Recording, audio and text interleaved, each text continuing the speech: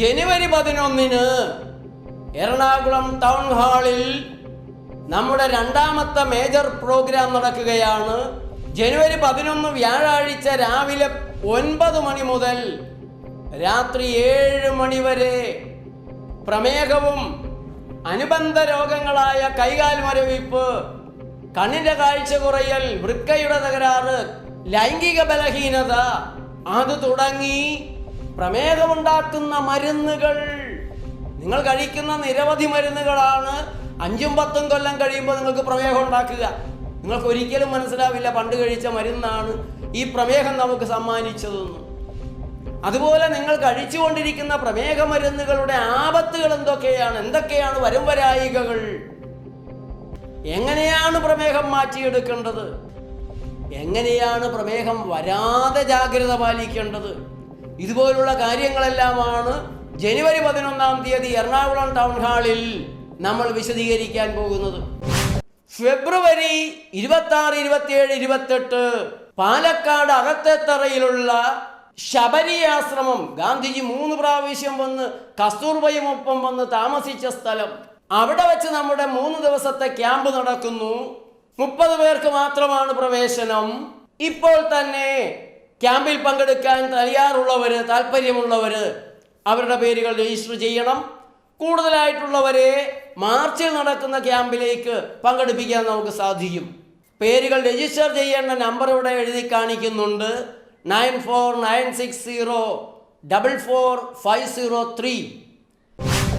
2023 December 24 ഞായറാഴ്ചയിലെ Mathrubhumi ദിനപത്രത്തിൽ ഒരു വാർത്ത, ഡൽഹിയിൽ നിന്നുള്ള വാർത്തയാണ്. ഉറക്കക്കുറവ് ഉന്മേഷം കുറയ്ക്കും. ഉറങ്ങുമ്പോൾ തുടർച്ചയായി ഉറങ്ങാൻ കഴിയാത്തവരാണോ നിങ്ങൾ എങ്കിൽ നിങ്ങളുടെ സ്വഭാവത്തിൽ വരെ മാറ്റങ്ങൾ ഉണ്ടാകും.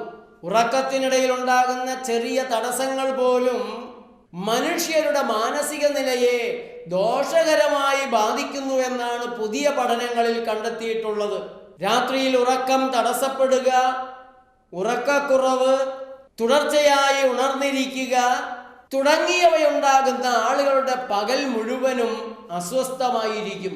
ഇവർക്ക് സന്തോഷവും ഉത്സാഹവും ഉൾപ്പെടെയുള്ളവ താരതമ്യേന കുറവായിരിക്കും. പലപ്പോഴും ദേഷ്യവും കൂടും. ഉറക്കത്തിലെ താളപ്പിഴകൾ ഉത്കണ്ഠ കൂട്ടാനും ഹൃദയമിടിപ്പ് വർദ്ധിപ്പിക്കാനും ഇടയാക്കും.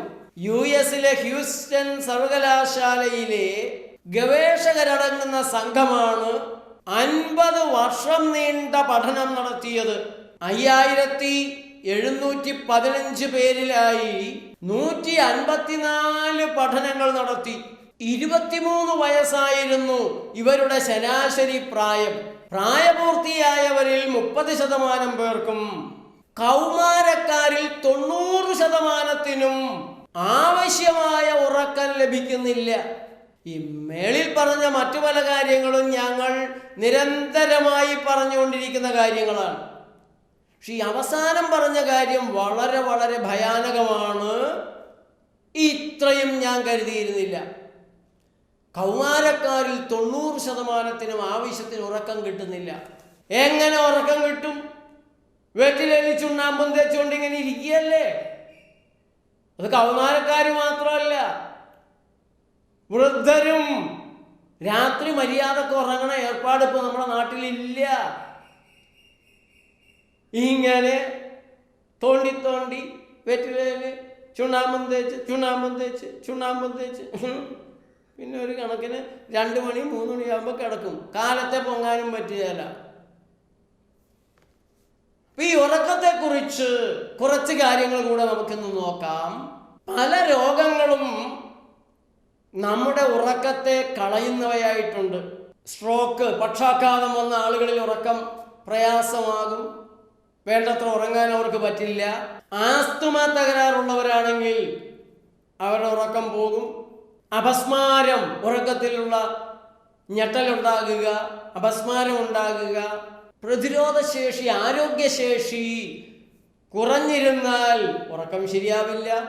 വേദനയെ സഹിക്കാനുള്ള കഴിവ് കുറഞ്ഞിരിക്കുക, വേദനകൾ ഉണ്ടാകുക, ഉറക്കം പോകും. ഇൻഫ്ലമേഷൻ, നീരുവീഴ്ച. വേണ്ടാത്ത സാധനങ്ങളെല്ലാം കഴിച്ചു കഴിഞ്ഞാൽ പഞ്ചസാര അടക്കമുള്ള വറുത്തതും മൊരിച്ചതും ഒക്കെ കഴിച്ച് ശരീരത്തിന് ദഹിപ്പിക്കാൻ കഴിയുന്നതിനേക്കാൾ കൂടുതൽ കഴിച്ച് പല കാരണങ്ങൾ കൊണ്ടും ഇൻഫ്ലമേഷൻ ഉണ്ടാവാം. അമിതവണ്ണം ഉണ്ടെങ്കിലും ഉറങ്ങാൻ പ്രയാസം വരും. ശ്വാസനാളികൾ പോലും വേണ്ട രീതിയിൽ വികസിച്ചിരിക്കില്ല അങ്ങനെയുള്ളവർക്ക് കിടക്കുമ്പോൾ. പ്രമേഹ രോഗികൾക്ക് ഉറക്കത്തിന് പ്രയാസം വരും. BP കൂടിയിരിക്കുന്നവർക്ക് ഉറക്കത്തിന് പ്രയാസം വരും. ഹൃദയ സംബന്ധമായ തകരാറുകളുള്ളവരിലും ഉറക്കത്തിന് പ്രയാസം ഉണ്ടാകും. വിഷാദരോഗം, അമിതമായ ഉത്കണ്ഠ, ആശയക്കുഴപ്പങ്ങൾ, ഫ്രസ്ട്രേഷൻ, ഒന്നിലും തൃപ്തിയല്ലാത്ത അവസ്ഥ വന്നാൽ വരാം. ഇങ്ങനെ പല കാരണങ്ങൾ കൊണ്ട് ഉറക്കമില്ലാത്തൊരവസ്ഥ ഉണ്ടാവാം. ഉറക്കമില്ലാത്തൊരവസ്ഥ ഈ പറഞ്ഞ എല്ലാ രോഗങ്ങളെയും ഉണ്ടാക്കുകയും ചെയ്യാം. അങ്ങോട്ടും ഇങ്ങോട്ടും ഇത് ബന്ധിച്ചിരിക്കുകയാണ്. ഉറക്കമില്ലാത്തൊരവസ്ഥ വന്നാൽ അത് നിങ്ങളുടെ പഠനത്തെ ബാധിക്കാം, ജോലിയെ ബാധിക്കാം, നിങ്ങളുടെ ലൈംഗികമായ ആരോഗ്യത്തെ ബാധിക്കും, ഓർമ്മയെ, കാര്യങ്ങളെ വിശകലനം ചെയ്യാനുള്ള, തീരുമാനമെടുക്കാനുള്ള കഴിവിനെ ബാധിക്കാം, നിങ്ങളുടെ ആയുസ്സിനെ തന്നെ അത് ബാധിക്കാം. ഉറക്കത്തെക്കുറിച്ച് 10 ലക്ഷം പേരിൽ നടത്തിയ ഒരു പഠനമുണ്ട്. 10 ലക്ഷം പേരിലും 1,12,566 മരണങ്ങളിലും 16 പഠനങ്ങൾ നടന്നു. ഉറക്കക്കുറവ് മരണസാധ്യത 12% വർദ്ധിപ്പിക്കുന്നതായിട്ടാണ് ആ പഠനത്തിൽ തെളിഞ്ഞത്. 7-8 മണിക്കൂർ ഉറങ്ങുന്നവരും അതിൽ കുറഞ്ഞുറങ്ങുന്നവരും തമ്മിലുള്ള താരതമ്യ പഠനങ്ങളാണ് കൂടുതലും നടന്നത്. ഉണ്ട് 7-8 മണിക്കൂർ ഉറങ്ങുക എന്നുള്ളത് നിർബന്ധമാക്കണം.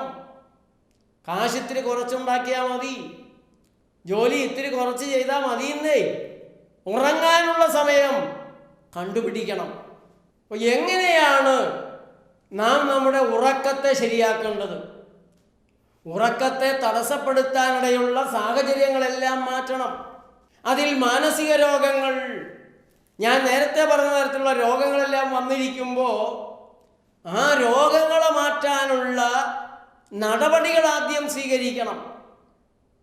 ഇവിടെ മറ്റൊരു ഭാഗമുള്ളത്, നിങ്ങൾ അതിനു വേണ്ടി മരുന്ന് കഴിക്കുകയാണെങ്കിൽ നല്ലൊരു ശതമാനം ഇംഗ്ലീഷ് മരുന്നുകളും ഉറക്കക്കുറവ് എന്ന രോഗമുണ്ടാക്കുന്നവയാണ്. അതിനെക്കുറിച്ച് ഞാൻ പറയാം.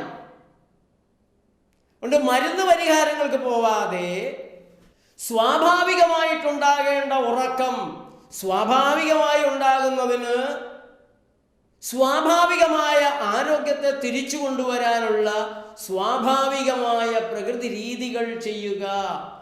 പ്രകൃതി രീതികൾ കൊണ്ട് നിങ്ങളുടെ രോഗങ്ങൾ മാറ്റിയെടുക്കുക, ആരോഗ്യത്തെ പുരോഗമിപ്പിക്കുക. ഉറക്കത്തെ നേരിട്ട് തകർക്കുന്ന മരുന്ന് മാത്രമല്ല, അങ്ങനെ കുഴപ്പമില്ല എന്ന് ഡോക്ടർമാർ പറയുന്ന മരുന്നും മറ്റു ചില മരുന്നുമായിട്ട് ചേരാനിടയായാൽ നിങ്ങളുടെ ഉറക്കം പോവാം. ഒരു കുഴപ്പമില്ല, ഉറക്കം കളയില്ല എന്ന് പറഞ്ഞ് ഡോക്ടർമാർ തരുന്ന ഏതെങ്കിലും ഒരു മരുന്നുണ്ടെങ്കിൽ ആ മരുന്നും നിങ്ങൾ കഴിക്കുന്ന ആഹാരവുമായി ചേർന്നാലും ഉറക്കക്കുറവുണ്ടാക്കാം. ഡ്രഗ് റിയാക്ഷൻ ഉണ്ടാവാം, ഇന്ററാക്ഷൻ ഉണ്ടാകാം. രാത്രി വൈകി വരെ ഇരുന്ന് ജോലി ചെയ്യുക, അല്ലായെങ്കിൽ തോന്നുമ്പോൾ കിടക്കുക, എന്തെങ്കിലും ചെയ്തുകൊണ്ടിങ്ങനെ ഇരിക്കുക, അങ്ങനെയുള്ള കുത്തഴിഞ്ഞ ജീവിത രീതി ഉണ്ടെങ്കിലും ഉറക്കത്തിൻ്റെ ആ താളം നിങ്ങൾക്ക് നഷ്ടപ്പെടും. യാത്രകൾ കൂടുതൽ ചെയ്യുക, രാത്രി വൈകി യാത്ര ചെയ്യുക, അതിൽ എനിക്കും ഒരു തകരാറുണ്ടെന്ന് ഞാൻ സമ്മതിക്കാം. പക്ഷെ പരമാവധി അത് ഒഴിവാക്കാനും ശരീരത്തെ സഹായിക്കാനും ഞാൻ പരിശ്രമിക്കാറുണ്ട്. പിന്നെ എൻ്റെ ഒരു ജീവിത ലക്ഷ്യത്തിൽ ഒരു ഒഴിഞ്ഞിട്ട കോഴി, നേർച്ചക്കോഴി എന്ന നിലയ്ക്ക് അത് ഞാൻ അല്പം അവഗണിക്കുന്നു എന്നും കൂടെ ഞാൻ സമ്മതിക്കാം. പക്ഷെ താളം തെറ്റാൻ ഞാൻ സമ്മതിക്കാറില്ല. ദീർഘദൂര യാത്രകളിൽ പ്രത്യേകിച്ച് ഒരു സമയക്രമത്തിൽ നിന്ന് മറ്റൊരു സമയക്രമത്തിലേക്കുള്ള വിമാനയാത്രകളിലെ ജെറ്റ് ലാഗ്, രാത്രി വളരെ വൈകി ആഹാരം കഴിക്കുന്നത്, രാത്രി വയറ് നിറയെ ഭക്ഷണം കഴിക്കുന്നത്, ഇതെല്ലാം ഉറക്കത്തെ ബാധിക്കും. രാത്രി ഈ ബ്ലൂ ലൈറ്റ് മൊബൈലും ലാപ്ടോപ്പും ഒക്കെ ദീർഘസമയം കണ്ടിരിക്കുന്നത് ഉറക്കത്തെ കളയാൻ പറ്റിയൊരു പണിയാണ്. പകൽ കിടന്നുറങ്ങുന്നത് രാത്രിയിൽ ഉറക്കത്തെ ബാധിക്കാം. വലിയ ശബ്ദങ്ങൾ, കഠിനമായ ലൈറ്റ്, സത്യത്തിൽ നമ്മൾ കിടക്കുന്ന മുറിക്കുള്ളിൽ പുറത്തു നിന്നുള്ള ശബ്ദങ്ങൾ വരരുത്, പുറത്തു നിന്നുള്ള ലൈറ്റ് വരരുത്, മുറിക്കുള്ളിലും നമ്മൾ ലൈറ്റുകൾ ഇടരുത്. പൂർണ്ണമായ അന്ധകാരം നമുക്ക് കിട്ടണം. കാരണം ഇവിടെയെല്ലാം സെൻസറുകളുണ്ട്.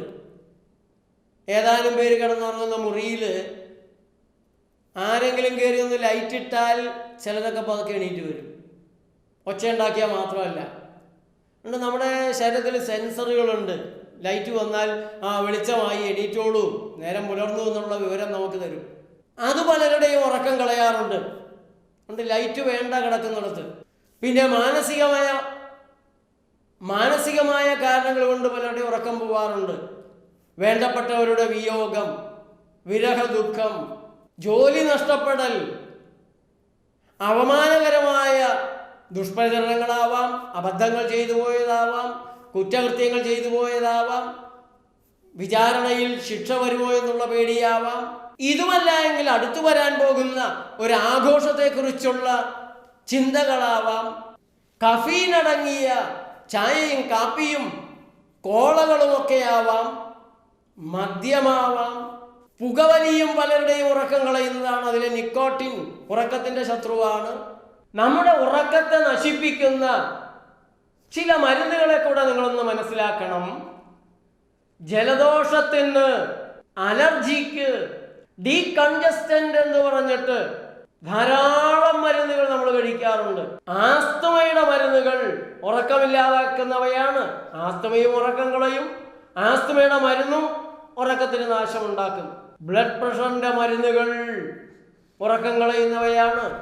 പ്രമേഹ മരുന്നുകളിൽ മെറ്റ്ഫോമിൻ, ഗ്ലൂക്കോഫേജ് തുടങ്ങിയിട്ടുള്ള മരുന്നുകൾ. ഈ മെറ്റ്ഫോമിൻ ഉറക്കം കളയുമെന്ന് മാത്രമല്ല, ഉറങ്ങികൾ വരുമ്പോൾ ഭീകര സ്വപ്നങ്ങൾ ഉണ്ടാക്കി നിങ്ങളെ ഉണർത്തുന്ന ഭീകരനാണ്. ഓർമ്മക്കുറവിന് കഴിക്കുന്ന മരുന്നുകൾ, ഡിപ്രഷന്, മൂഡ് ശരിയാക്കാൻ നൽകുന്ന മരുന്നുകൾ, വേദനാസംഹാരികളിൽ പലതും നമ്മുടെ ഉറക്കം കളയുന്നവയാണ്. പ്രോസ്റ്റേറ്റിന്റെ മരുന്ന്, പ്രോസ്റ്റേറ്റിനാണ് മരുന്ന് കഴിക്കുന്നത്. പ്രോസ്റ്റേറ്റിന്റെ പ്രയാസം കാരണം 3-4 പ്രാവശ്യം ടോയ്ലറ്റിൽ പോകേണ്ടി വരുന്നു എന്നുള്ളത് കൊണ്ടാണ്. പക്ഷെ ആ മരുന്നും ഉറക്കം കളയുന്നവ തന്നെയാണ്.